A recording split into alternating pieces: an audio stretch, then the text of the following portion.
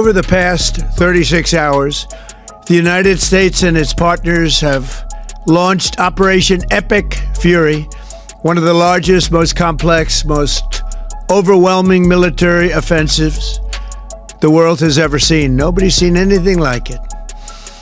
We have hit hundreds of targets in Iran, including Revolutionary Guard facilities, Iranian air defense systems. Just now it was announced that we knocked out 9 ships plus their naval building, all in a matter of literally minutes. Iran's formerly supreme leader, Ayatollah Khamenei, is dead. The Middle East is closer to the edge than it has been in years. USAID tensions are rising, Israel is on high alert, and the world is watching a geopolitical crisis that could reshape global power in 2026. From Iran's nuclear ambitions to Israel's military strikes to America's strategic dilemma. The question is no longer if tensions will escalate. The question is, what will America do next? Welcome to GoldenTime Vault, where we break down global politics, power struggles, and the decisions shaping history. If you want in-depth geopolitical analysis and powerful historical context, hit subscribe, like this video, and stay with us until the end. Let's break this down. How did we get here? To understand today's Middle East crisis, we have to go back decades. In 1979, Iran's Islamic Revolution overthrew the US-backed Shah. Almost overnight, America lost a powerful ally and gained a powerful adversary. Iran's new leadership adopted a strong anti-US and anti-Israel position. Since then, hostility has defined the relationship. Meanwhile, Israel strengthened its alliance with the United States. Billions in military aid, advanced weapons systems, intelligence cooperation. This created a triangle of tension. Iran versus Israel, Iran versus the United States and America, defending its closest Middle East ally over time. This rivalry shifted from direct threats to something more complex, proxy wars. Iran began supporting armed groups across the region, including Hezbollah in Lebanon, Hamas in Gaza, and militia groups in Iraq and Syria. Instead of direct war, the conflict spread quietly through influence, funding, and regional instability. But in recent years, that shadow conflict has become much more visible. The nuclear flashpoint, one of the biggest drivers of Iran tensions, is Iran's nuclear program. In 2015, the United States and world powers signed the Iran nuclear deal, officially known as the Joint Comprehensive Plan of Action. The goal was simple: limit Iran's nuclear capabilities in exchange for sanctions relief. But in 2018, the United States withdrew from the deal. Sanctions returned, trust collapsed, and Iran resumed uranium enrichment at higher levels. By 2025 and 2026, global watchdog agencies warned that Iran was closer than ever to nuclear weapons capability. Israel has made its position clear.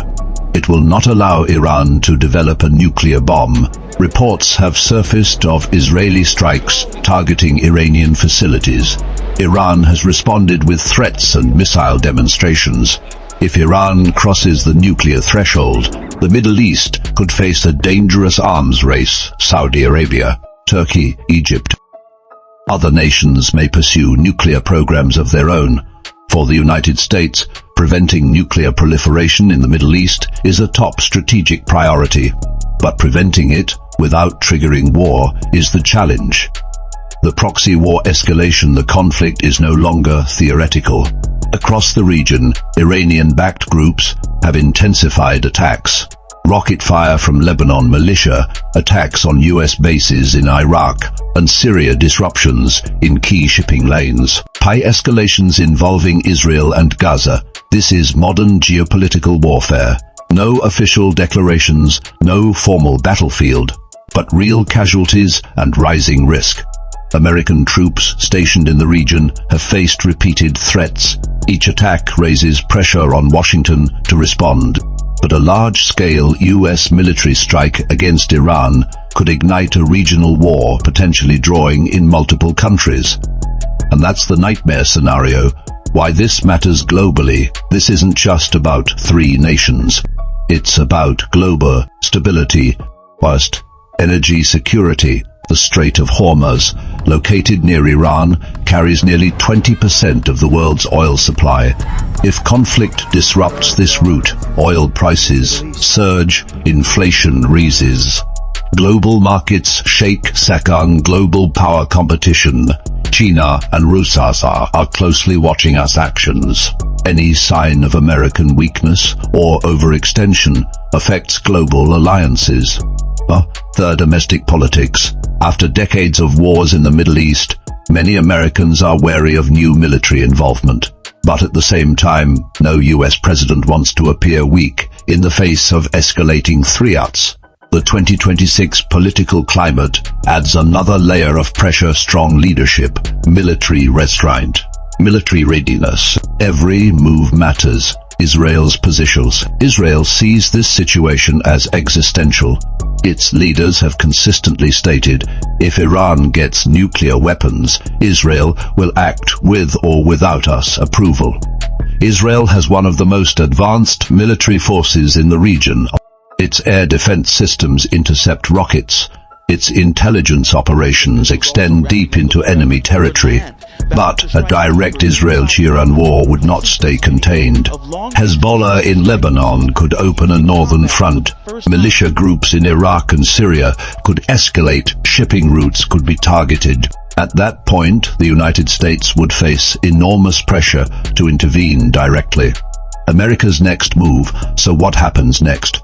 The United States has 3 main options: diplomatic engagement, attempt to revive negotiations and de-escalate tensions, strategic deterrence, increase military presence to prevent attacks.